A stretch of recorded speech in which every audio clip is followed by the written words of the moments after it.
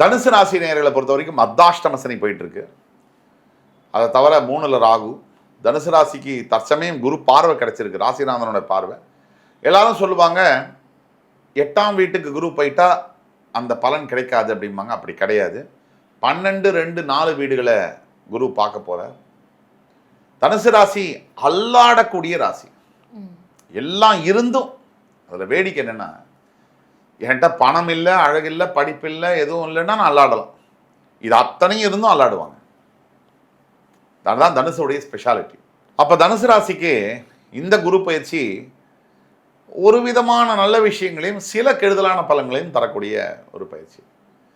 தனுசு ராசிக்கு பிரச்சனை என்ன அப்படின்னா, வெளியில் இல்லை, அவங்களுக்குள்ளதான். எதை கொடுத்தாலும் திருப்தி இருக்காது.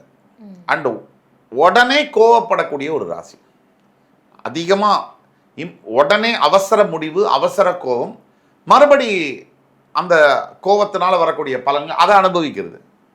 இது ரொட்டேஷனாக போயிட்டு இருக்கும். தனுசு ராசி அன்பர்கள், நிதானம் இதுதான் உங்களுடைய கீ டு ஹாப்பினஸ்.